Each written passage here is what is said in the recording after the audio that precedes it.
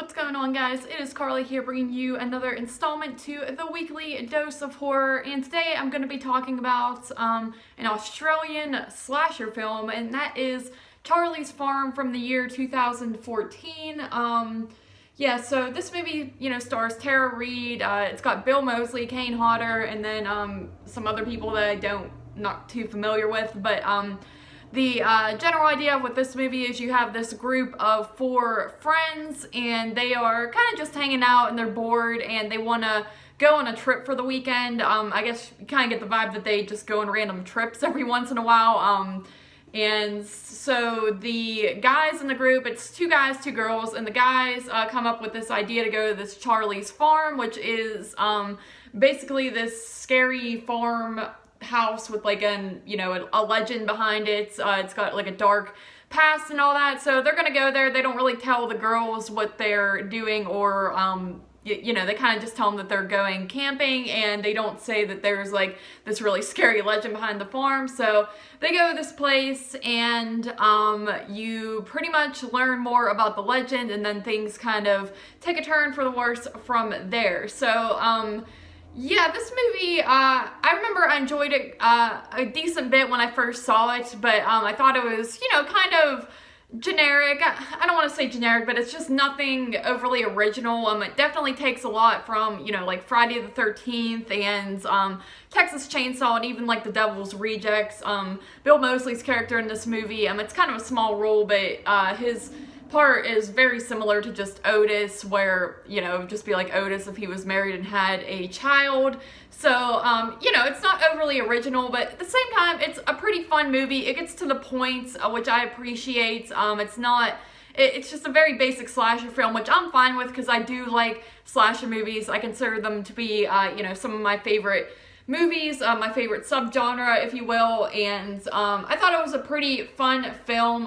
Tara Reid, I think she is not a great actress. Her voice alone is just exudes like dumb blonde to me, and it always has gotten on my nerves, and she does kind of wind up to be one of the final people in the film, which I would prefer if it was, somebody else, because I think all the other characters are pretty solid, and the acting is pretty decent in the film. The character of Charlie, which I didn't really get into that, but kind of the backstory is that, you had this family. It was a mom and a dad, and then they have this mentally retarded son, and they are basically killing people that are working for their farm, and then this angry mob kills them, and then their son, they don't know what happened to him, and they don't know the whereabouts of him. So the film is pretty much following Charlie as an adult, and he's the one attacking these people. I think the character of Charlie is actually pretty scary, and I do like him.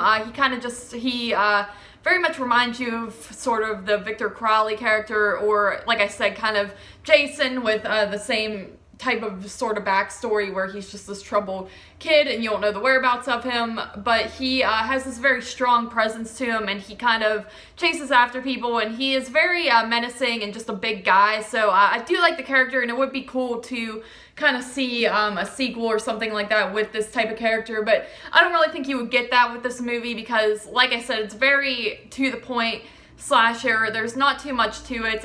The 4 characters you're following, while they are likable, there's not really much backstory on them, if at all, really. You kind of open up with them hanging out, and you don't really know. You kind of assume they all live together, but you're not too sure. I don't know if they're really college students, or what's going on, or why they're able to just go on random vacations all the time and all that. But so, you don't know too much about them, but yeah, like I said, though, I do recommend the film if you're into slasher movies, and this is more of the top tier of slashers, I would say, when it comes to, I guess, low-budget slashers. I wouldn't say this is a low-budget one, but I wouldn't say it's, like, amazing either, or anything overly special, but I think it is worth checking out. It is watchable, and it is a fun time, so I give this one a 7 out of 10, so yeah, thank you guys once again for joining me for this edition to the Weekly Dose of Horror, and I will see you next week.